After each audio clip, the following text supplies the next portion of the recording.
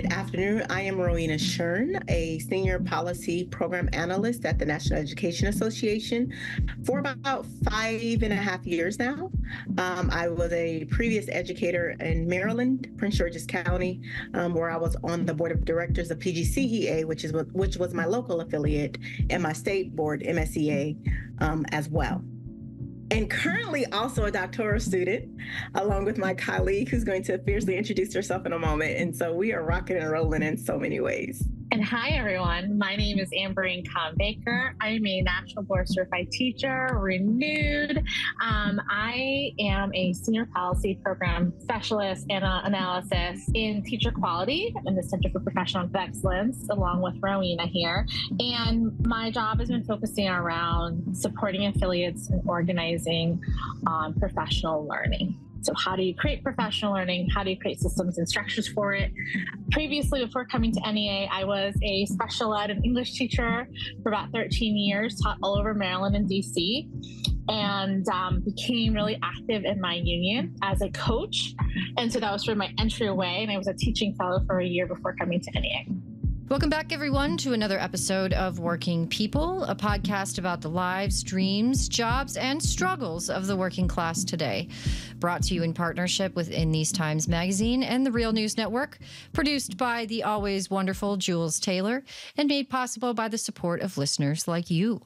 Working People is a proud member of the Labor Radio Podcast Network. And if you're hungry for more worker and labor-focused shows like ours, follow the link in the show notes and go check out the other great shows in our network. And please support the work we're doing here at Working People, because we can't keep going without you.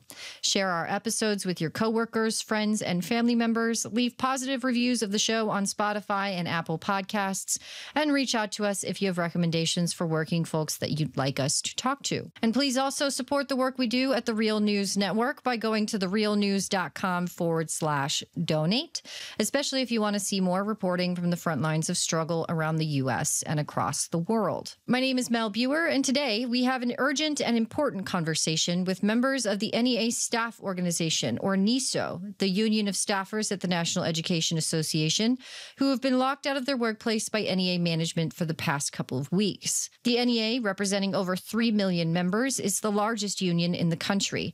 Staffers working for the NEA have been bargaining for higher wages and fairer treatment by the union, and have instead been locked out of their workplace after a 3-day ULP strike a month ago. I'm so glad that you both have come on such short notice, talk about a really important struggle that's currently happening with the NEA. I'd really like to dive right into the conversation, but first I just want to make a point of clarification for our audience. Some of our audience members may not know that there are staff unions at unions. Union locals and international union offices are themselves workplaces, often with a cadre of union staffers that are employed full-time by the union. These folks may be full-time organizers, comms folks, individuals who are kind of keeping the union, whether it be a union local or an international union, running smoothly. And often these locals and IUs across the country, they are themselves represented by their own union, which is what is happening here with the NEA. The NEASO is the staff union that has, 350 members. And just like any other workplace, staff unions will bargain contracts with their employer, in this case, the National Education Association. So that's just kind of a point of clarification for our listeners who may not quite understand where this is coming from. Every worker deserves a union, including workers who are employed by unions themselves. So just to clarify that at the start, let's just kind of start off, Rowena, if you could, for the members of our audience who aren't really familiar with what's been happening at NEA, could you give us a short rundown of the events that led up to this lockout, of which it's now, been 4 weeks since the start of the lockout? Yeah, if you'd like to start there. Today is day 21 of the lockout. Wow. We began negotiations back in April, if I'm not mistaken. And so since from April until May 31st is when our contract actually ended, we could not come to agreement on everything. There are segments of our contract in which agreements were reached, but then there are certain parts of it in which agreement wasn't met, if you will. And so in June, actually, our Center for Professional Excellence, along with two other centers, had a 1-day ULP strike. And basically, that's an unfair labor practice. And so something took place in which we were like, that's not okay. And that was around the end of June when that happened. And then negotiations continued. And at some point, we received updates around how overtime would work for our representative assembly and a couple of other things. And they were outside of the way in which we proceeded with our contract in previous years. And so it resulted in us calling for a strike July 5th through 7th. As well. And what folks saw on the news was absolutely, unfortunate, because one of the things that you talk to most of us, they'll say that this is a calling. This isn't just a job for us. This is a career. This is a profession. We dedicate our lives and our heart to this work because we believe in education. All of us attended school and we thoroughly believe in the right to education. We believe in the right because that is a part of freedom. Education literally liberates you. It gives you access to so much, past, present, and future, and so for a lot of us, it wasn't easy. I'm sure I speak for my colleagues when I say that wasn't an easy place to arrive at, particularly when you believe in the very vision of Great Public School. And that's something that we feel that every student should have access to. And so when Sunday night, July 7th, all of us in our personal inboxes received a message from the executive director telling us that we would officially be locked out starting July 8th. And that's where we've been since then. Locked out from working with our members, locked out from making those connections. And currently we see the political climate and our membership group will be supporting this. One of the things that's really interesting is that most unions have a professional learning aspect of it. And that's the work that Amberine and I do. We look at the career continuum from those who are interested in becoming teachers to those who are veterans and experts and accomplished at their work. And so this entire time we've been, forced to not work with our folks, forced for the work to be left undone and untouched. And that's really been difficult. I think you bring up a good point. And Amberine, I'd love to hear your thoughts on this. I'm a former teacher. I taught higher education. So I worked as an adjunct instructor at state colleges teaching composition and got a crash course in workplace conditions and how management often will take this idea that teaching as a career, as a vocation, is really about if you love what you do, you'll never work a day. This is about the students, right? Management likes to kind of use that as a way to not hold up their side of the bargain sometimes, to allow working conditions to deteriorate and to say, well, you're in it because this is such an important thing, right? And so when you are actually sitting in negotiations and you are asking for, rightfully asking for an improvement to wages or overtime pay or any of those things that would make it easier and more enjoyable for you to be able to do your job effectively, right? They often just will hand wave it away. And I think, especially when it comes to, and this is more the question for you, Amberine, this lockout seems to have come as a complete surprise, right? Especially after, you sit through weeks of bargaining where, you understand that hopefully both sides are coming to the table in good faith, that they want to come to a conclusion that will be a contract that works for everyone. And when things start going sideways and you're trying to use your leverage, something that a union should know, is part of the sort of tool in the toolbox, their response is to lock you out and union bust. And I think the question here is, why is it so important for a union like NEA to walk the walk, right? Which is what you're asking them to do in negotiations. What does it say about the NEA, that they would rather lock out their workers instead of bargain fairly with them. Mel, I really resonate with what you said about, as teachers, and Rowena and I have had these conversations and we've had these experiences as teachers where you are expected to work all of these hours outside of your day to grade papers. I graded so many English papers on the weekends, on weeknights, right? With no pay. And there is this expectation when you do it for the kids. And, a lot of our leadership roles in our districts were voluntary. If we wanted opportunities, we had to volunteer more of our time to do that. And that was a shift I saw in leading activities and professional learning in our union. It was also there was some compensation involved, but there was plenty of opportunities. And these were opportunities that I had coached by my colleagues in our bargaining unit in NESO. And that was so important because that helped me become a teacher leader and helped me grow in my profession. And so going to your question about what does this say about why this is so important right now, lockouts are really rare, and lockouts are something that's in the boss's playbook. It's a tactic that bosses and corporations use to suppress their employees. It's not something a union should be doing to another union. And we, as the largest union in the country, we need to be modeling the practices of joint labor management collaboration. We need to be modeling the practices of how we should collaborate and how we should care. This culture that we create in our organization is so important because everyone is looking at us right now. Every single district is watching what's happening right now because these are some of the tactics that they will use. And that is one of my biggest fears. I think one of the ramifications is that this is something that we're going to see with our local unions, and that as they're bargaining, that if their district can lock them out, they could. And so we're normalizing, NEA has normalized this practice of locking out your staff.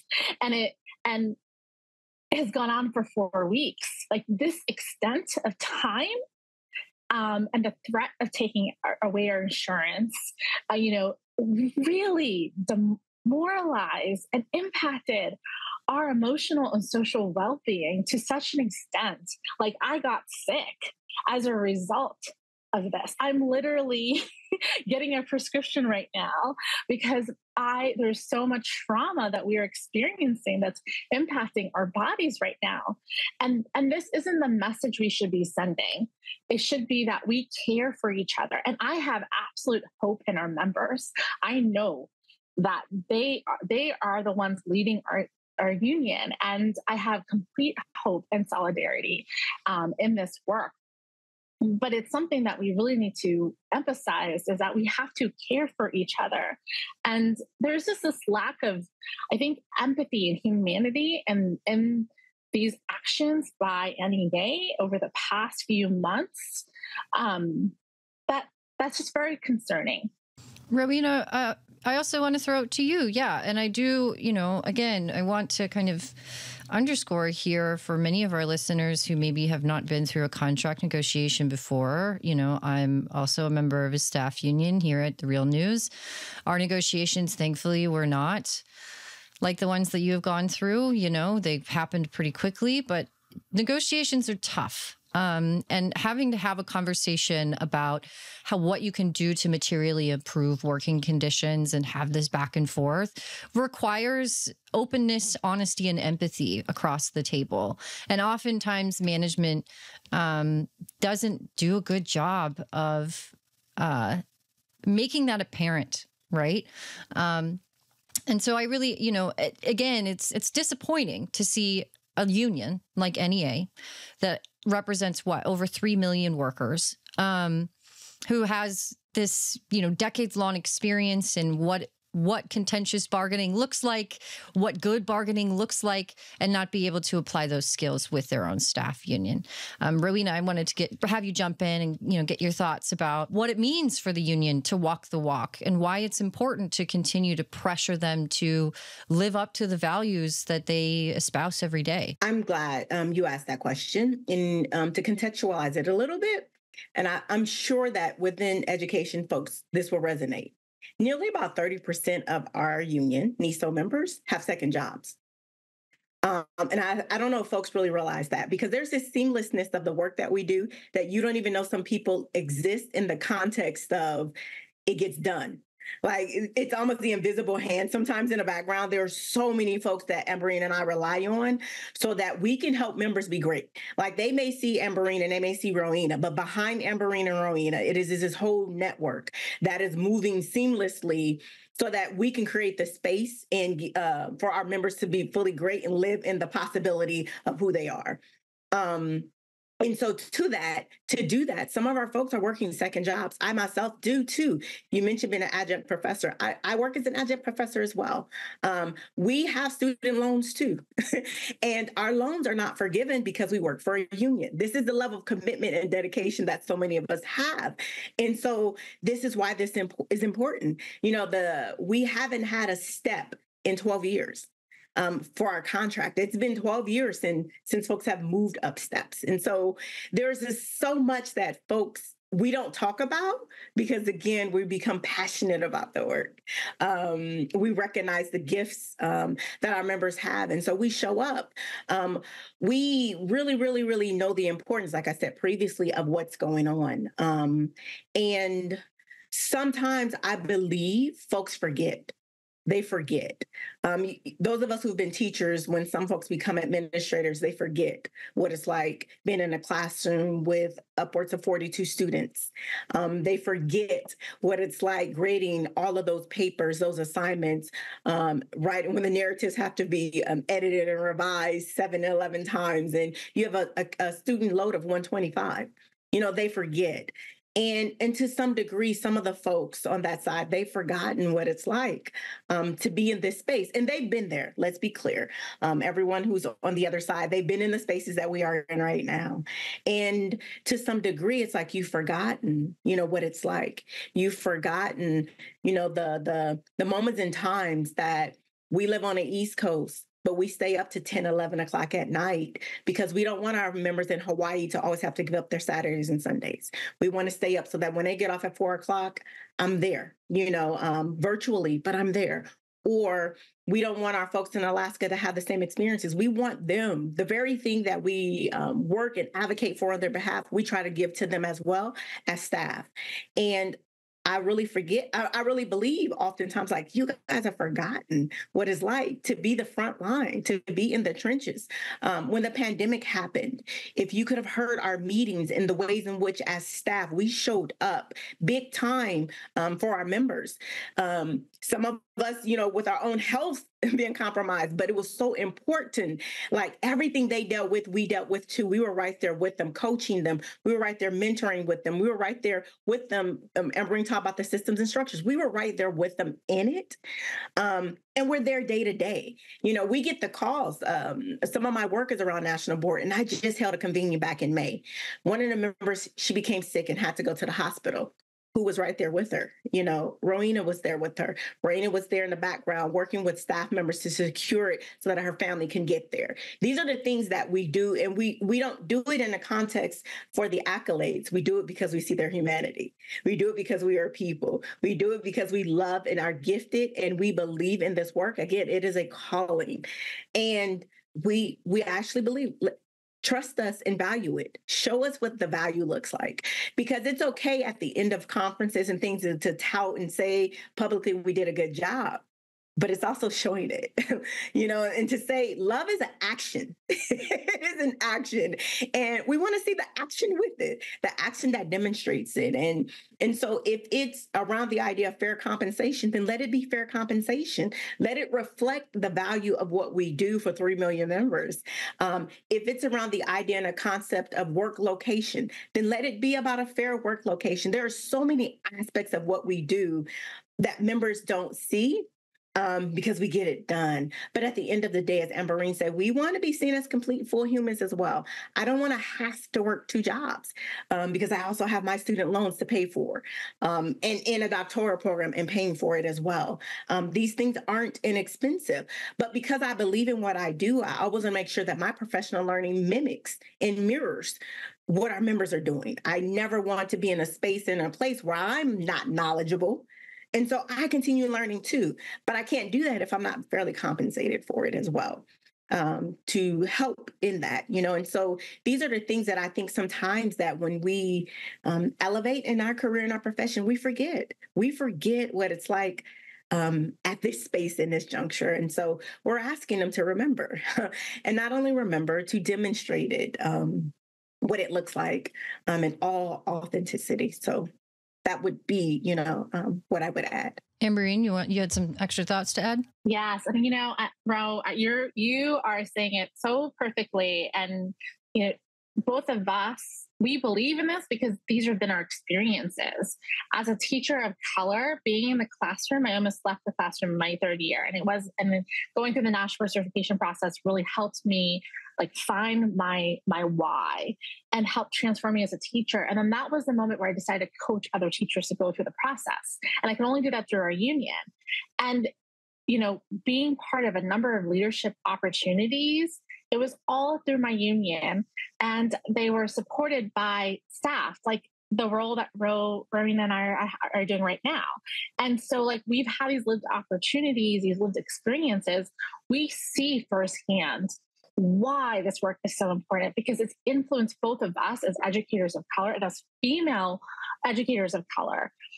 The lack of opportunities that exist in my district for me, having these doors open for me in my union was so critical to me staying in the profession. And so a lot of the members that we work with through our professional learning, we're supporting them and their journey. We're also ensuring that they stay in the classroom. And this is just part of that experience and that journey for them, so that they can become leaders in NEA, and they can identify other Amberines, other Rowenas, right? They can identify other educators of color who can lead in the profession.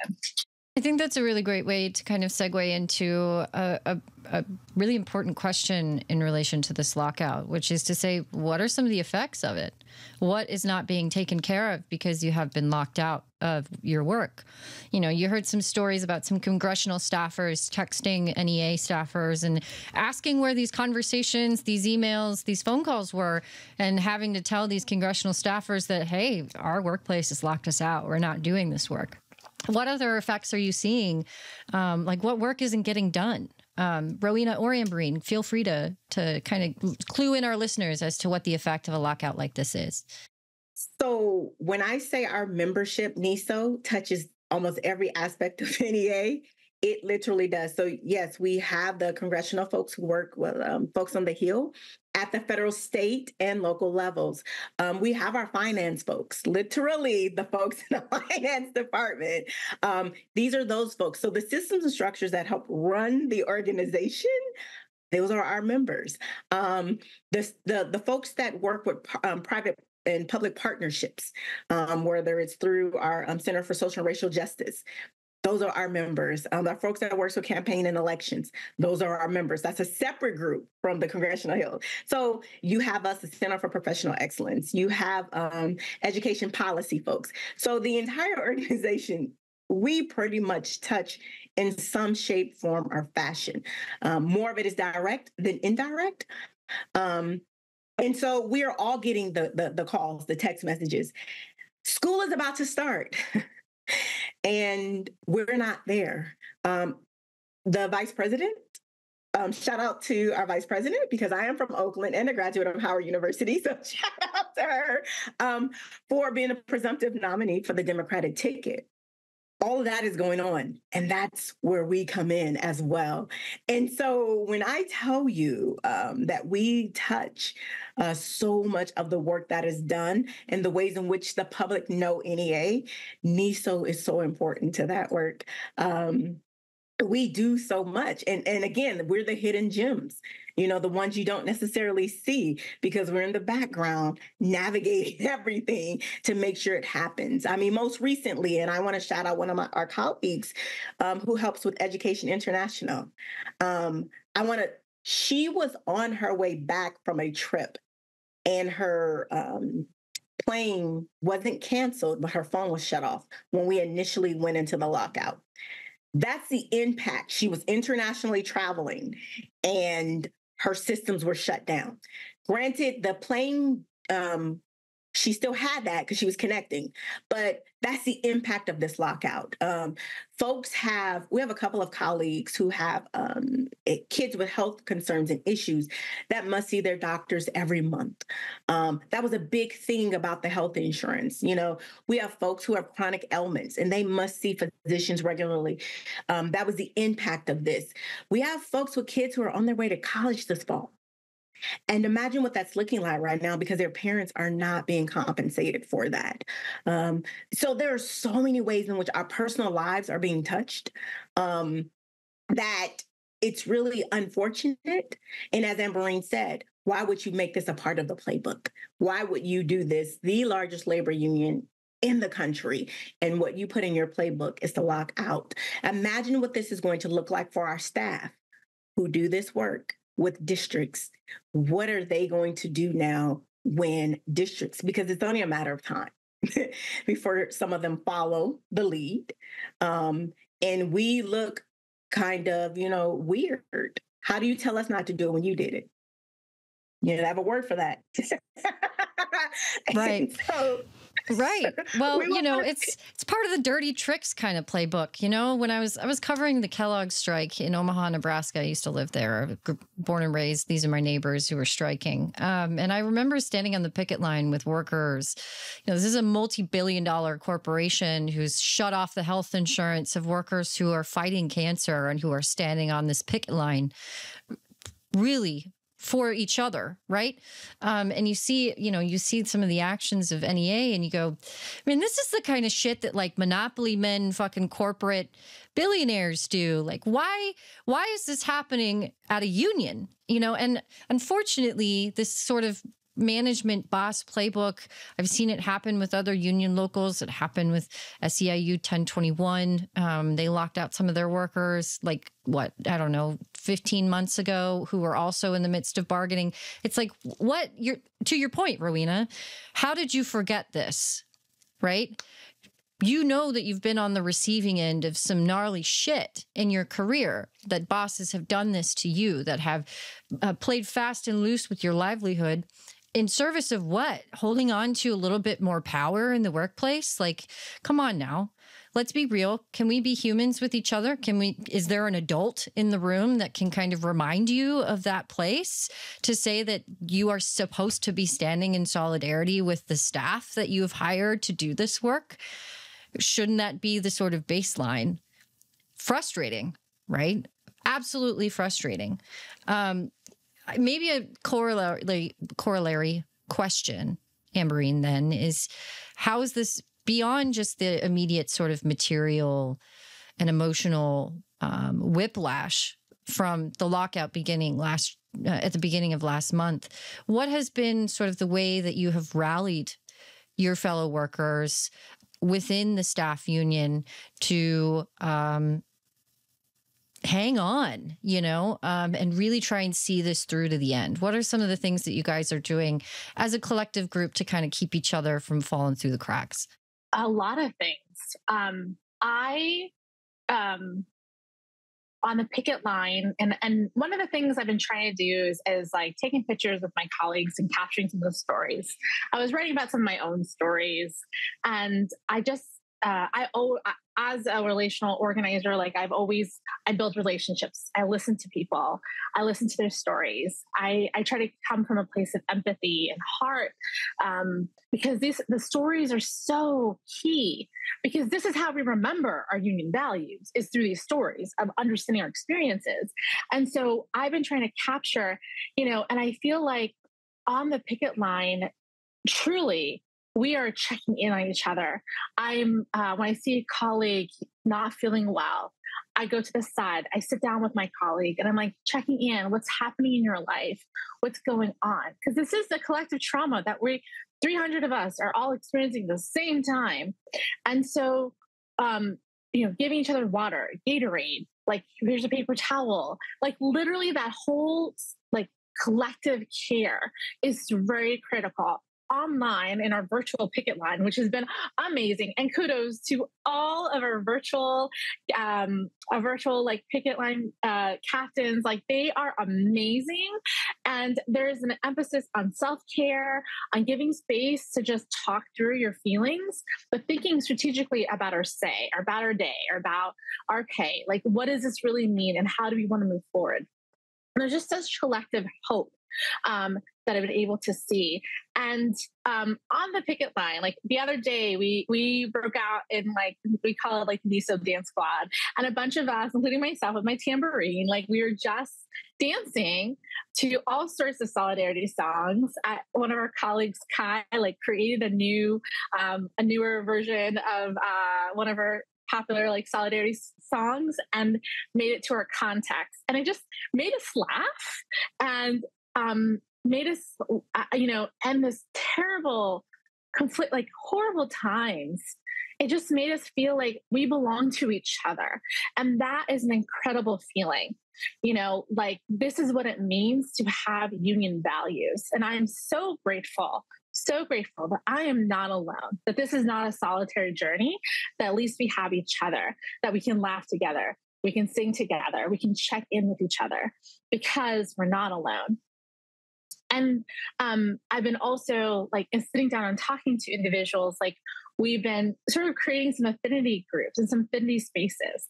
A number of us have health issues. And it kind of goes to like what we were talking about a little bit earlier about like some of the impacts of this lockout, like the whole threat of losing our health insurance. Like I sat down and I listened to my colleagues cry, and I cried. I broke down and sobbed hysterically a few days because I have autoimmune disease that impacts my entire well-being. My son has 5 autoimmune conditions, and my husband has an aneurysm and a heart defect.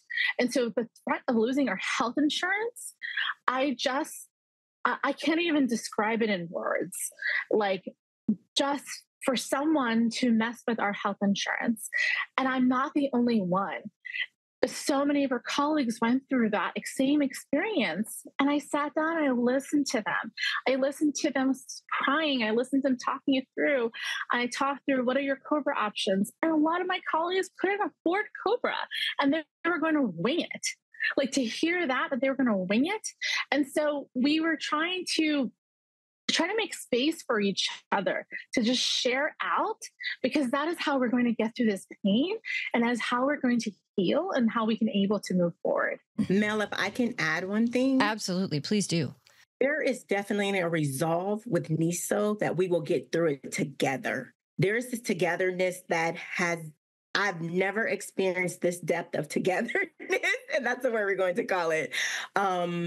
In my professional career, in the ways in which we are moving. And I've been in places where it has been incredible, but the togetherness of this, largely because the depth of hurt that this lockout caused really, really motivated us to better connect with each other, to find out each other's names.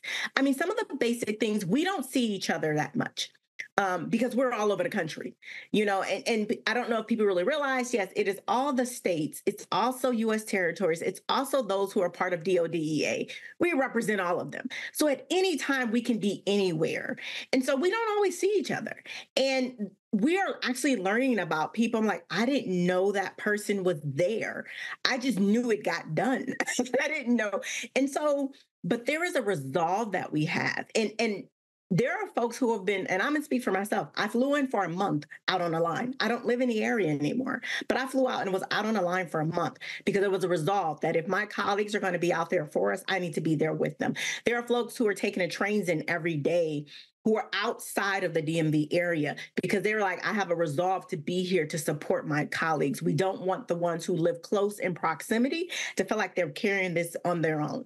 And so there have been folks who've flown to other places and done so many different things on behalf of NISO that it has been an incredible, incredible journey, not a way in which we would have wanted to connect.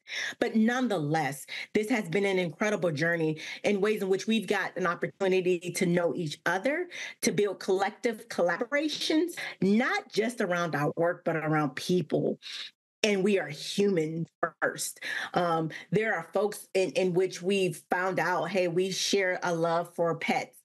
And so we have a community and affinity group talking about our pets and what are some things we could do because, financial resources have been strained. And what are ways around it to even support our pets? And so when I tell you that there is a connected collectivism and togetherness that is unheard of, it is real. It is true. And I don't think that folks are really ready for that. They were not ready for us to be together. And let's be clear, NISO is together. One voice, one sound, our say, our pay, and our day is where we've been united on.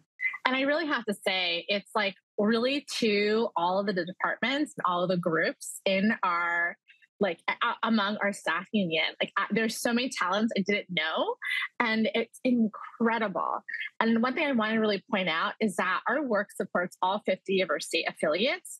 And so there are, and now you mentioned this about how unions have unions, like our state affiliates also have staff unions. And a lot of the local affiliates have different varying degrees of staff unions. And everyone is watching this because this is a tactic that can become normalized. And that is one reason why we cannot back down. And we will not, because we know what that impact could look like. I've never been on the picket line before. I've never been on strike. I've never been locked out. And I hoped no one ever experiences this feeling. And I don't want them to. And so we have to keep our line. We have to keep bargaining.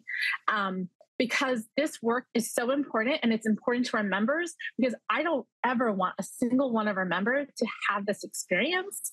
And our solidarity is just, it's important. Yeah, there's something, and this is something that I've noticed. I've joined a number of picket lines prior to becoming a labor reporter when I was organizing with the IWW. And now that I'm, I spend a lot of time on picket lines in general, reporting on labor struggles across the country. And there is something unique and magical about the way that a picket line can just bridge the gap in between workers. I always think about this strike at Case New Holland. It's a tractor manufacturer in Burlington, Iowa. And first shift and second shift and third shift workers had never met each other before. And now all of a sudden they're sharing space on a picket line, and they're realizing that they're neighbors, that they have things in common, that their kids go to school together, right? That all of a sudden, whatever management was hoping to do by keeping these groups separate from each other doesn't matter anymore, right? The relationships are being formed in a way that are much more lasting than any lockout or strike will be, right? And so it's really heartening to hear that folks with NISO are really trying to reach across that sort of divide and to stick it out, because ultimately what this is sort of a, showdown. Right? You're playing a game of chicken with the management, and Mel, it's a shit show. That's what it is. Yes. Sorry. And the longer you can stick it out and stay together, the less leverage they have as this lockout goes on, because the more pressure is going to start coming from the outside, which is my final question for you both. What can my listeners, people who are interested, people who care about this struggle, what can they do to show support for your struggle? Is there a lockout fund for individuals who are in, financial straits here? Or is there a way that they can use their small little bit of power to pressure NEA management to really get back to bargaining in good faith and reopening the doors to its workers? What can folks do? So the first thing they can do is go on a website, nisomatters.org, NEASOMATTERS strikeone.org. And on there, they can sign up to be allies, and we have a list of things that they can do to support us. Also, on there's a link to our GoFundMe for the Strike Fund as well. And we want to say thank you. There has been such an outpouring of love and support from our members and other stakeholder communities. It has been unreal. And I think Amber and I both can attest to it. The DMs, the text messages, are you okay? I saw the person beside you. Do they need something? Like, it has been phenomenal the way that our folks have responded. You all are making it so that we can do this. Like, I really wish that our members understood the reason why we're able to do this is because of the love, outpouring, and support that we receive from so many people, which has been, I couldn't even fathom it. As we said, it is not something you want to go through, but if you have to go through it, this is the way to do it. But definitely nisomatter.org is where they'll get all of the information on how to connect with us on all of our socials, because we want to make sure we take care of everyone from as well. And so that is definitely a way to do it. And I'm sure Amberine is going to add some more sauciness to it. Sauciness, yes. One, if you're not part of a union, join a union. That's super important because there's a bigger picture here with the labor movement. And then just to add on to what Rowena expertly, amazingly said is look at us on social media. You can follow us on X, Twitter, Facebook, Instagram, but a number of us in NISO are actually, and you can follow me at Amberine KB on X and on Instagram, uplift our messages. What we're trying to do is share our stories, share our experiences. So if you have a social media platform, please, by all means, share, posts, whatever you like. We have been just trying to get this message out there so that folks can understand, because there are messages from our management and what they want to control and what they want to say. And we really we really want our stories to be out there. Members can obviously, they can write letters. We have on our website that Rowena mentioned, they can send letters to governance and to any leaders expressing their support. But members can also write letters with their locals affiliates, with their state affiliates, or any group of members, and just letting them know. And any organization can send letters. And so feel free, on behalf of your union, express your concern, or, on behalf of a group of individuals, express your concern. Why do you think this is important? Urging the end of this lockout, but also to negotiate a fair contract. These are just basic union values. And so let's remind everyone what our union values are. Thank you so much, you both, for coming on and talking about this. This is extremely, extremely important struggle. I hope that NEA comes to their frickin' senses and ends this soon. And in the meantime, anything that, we can do to help keep your spirits up and keep this moving in a positive direction, we're here for. So thanks so much for taking the time to chat. And I really, don't be a stranger. I really hope you come on the show again soon to talk about the cool things that NEA does once this lockout is done. We would love to. We would love to. And just want to thank you, Mel, so much for having us, for hosting this podcast, for listening, and for all of the listeners, just for taking time to listen to our stories here. It means so much to us. And we're very grateful for everyone's solidarity, for everyone's support. I echo the sentiment. And the only thing that I would add is we would not be able to get through this without people like you, Mel. And the magnitude of your just willingness to hear us. And that's what it is about voice. It's that someone is out there listening and someone hear us and they recognize and notice that we are here. And that's important to us. And so we heartfelt say thank you for this opportunity to hear us, to listen to us, and to make sure that the public knows that we are people back here. And what we want is to be valued, and we want that value demonstrated. So thank you all so much. That's it for us here at Working People. I wanted to again thank Rowena and Amberine for taking time out of their busy picket schedule to talk to me about this important struggle. I want to do more of these conversations, and we want to keep talking to more folks, union and non-union, and getting more perspectives from you. We want you guys to reach out to us. Give us your thoughts, send us a tip, leave a comment. Send me a message at mel@therealnews.com with ideas and tips so that I can keep pulling the veil back on the important struggles in our contemporary labor movement. And as always, I want to thank you all for listening and thank you for caring. We see you back here next week with another episode of Working People. And if you can't wait that long, then go subscribe to our Patreon and check out the awesome bonus episodes we've got there for our patrons. And please go explore the great work we're doing at the Real News Network, where we do grassroots journalism, lifting up the voices and stories from the front lines of struggle. Sign up for the Real News newsletter so you never miss a story, and help us do more work like this by going to therealnews.com/donate and become a supporter today. Once again, I'm Mel Buer, and with all the love and solidarity in my heart, thanks for sticking around. We'll see you next time. When my face you no longer see, I live on, yes, I live on. Wherever we go, we are going to roll the union on. The song, I live on, yes, I live on. Wherever hungry are we, just as hungry can be. The song, I live on, yes, I live on. Where mean things are happening in this land, it's read or sung, I live on, yes, I live on. Wherever the book mean things are happening in this land is read, I live on, yes, I live on. Wherever the videotape of me is shown, I live on, yes, I live on. If I have help to make this a better world to live in, I'll live on, yes, I'll live on. When my body is silent and in some lonesome grave, I'll live on, yes, I'll live on. When my songs and poems are read, I'll live on, yes, I'll live on.